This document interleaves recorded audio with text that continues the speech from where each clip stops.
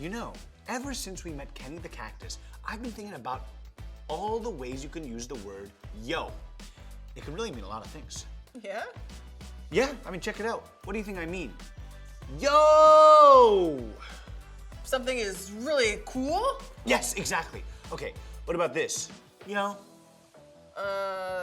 Don't do that. Nailed it. Oh, this is fun. Okay, do it again. Okay, yo. Oh, come on, this one's an easy one. Do it again? Yo. I don't know. It meant, yes, there was one Oreo left in the package, but I promised I left some for you. I just twisted it in half so that the cream was divided perfectly 50-50, and I promise that you will totally enjoy half that Oreo with half the cream, just as much as you might enjoy a whole Oreo. If you don't, I promise to get you another Oreo as quickly as humanly possible. See? Easy. 3, 2, 1. Press play. I'm Jay. And I'm Emma. Welcome to Press Play. You know, we've been hanging out in the desert a lot, just like the Israelites wandered in the desert for a long time. It must have been hard for them to believe they were actually getting somewhere. Yeah, it's hard to believe in promises that take a long time to happen. You know who would be great at it? Who? Carrie the camel. She's got an A+ attitude. Yeah, she was cool. Yo. A sad yo because you miss someone? Bingo. You thinking what I am? But if we press play, how do you know we'll find Carrie? We don't, but we promised each other we'd always try. Yo. Whoa. You're right. Let's do it. 3, 2, 1, press play. Yo! Hey, we're back at Cake Boss's Desert Oasis. Yeah, you don't think that Carrie would be here? Oh, Carrie! Carrie? Wait a minute. I know. Carrie! Oh, what is that delicious smell? Oh my goodness! It's my good friends Emma and Jay! Carrie! I didn't know you guys knew about Cake Boss's Desert Oasis. It's my favorite spot to come and chill. This cake looks so good. May I? Oh, please.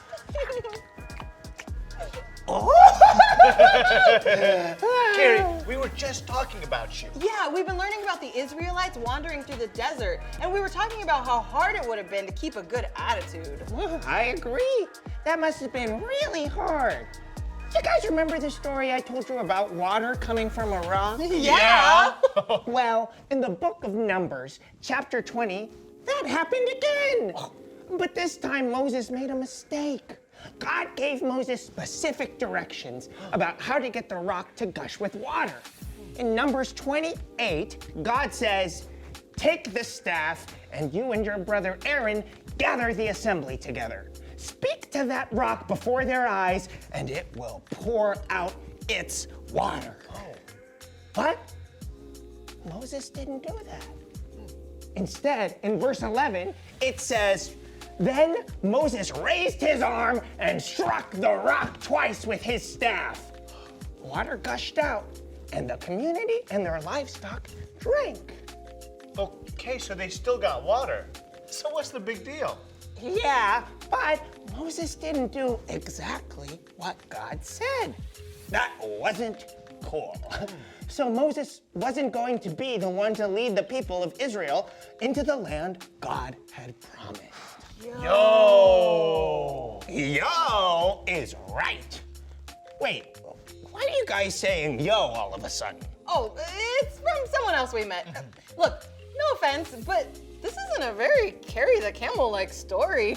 Where's the cheer, the joy? Oh. Yo! Emma, thank you for thinking of me so joyfully. In fact, I had my main man, Cake Boss, whip up Carrie the Camel's special caramel cheesecake, just in case you all showed up again. Right over there. Whoa! And looks like I brought my trusty forks. Thanks. Enjoy. And as you do, let me tell you the book of Deuteronomy, chapter 34. Moses climbed a mountain, and when he was up there, God showed him the place that was promised to the Israelites. He He got to see it with his own eyes. Then God talked to Moses about a guy named Joshua who would continue to lead the people into the promised land. You see, Moses died soon after this trip to the mountain, and Joshua would need to lead them next. Even though Moses didn't get to experience the place God had provided, he got to see it and remember the special promises God had made. Remembering God's promises can be a powerful thing. So, Emma, that's what all of us can do. We remember the things God says. We can talk about the ways God has provided. We can celebrate what Jesus has done. We can be cheery, carry the camel types, just like me, because we can remember God's promises. Whoa, the big idea alarm. We gotta go, Carrie. Thanks for the cake and the story and for just being you. Well, my pleasure, Emma and Jay. As always, handshake time. Oh, you know it. Everyone, do the handshake with your neighbor. Boo!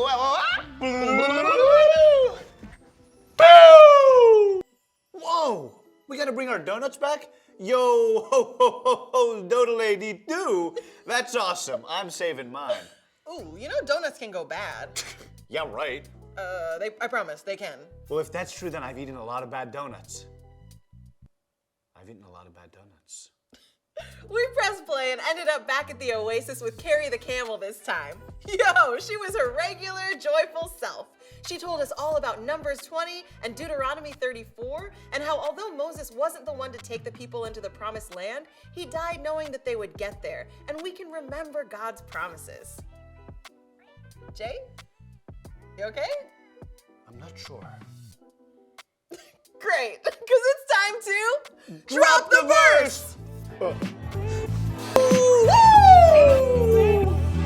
I am making a way in the wilderness, in the streams and the wasteland. Isaiah 43:19. Isaiah 43:19. I am making a way in the wilderness, and the streams in the wasteland. Isaiah 43:19. Isaiah 43:19. Hello. I am making a way in the wilderness, in the streams and the wasteland. Isaiah 43:19. Isaiah 43:19. Okay.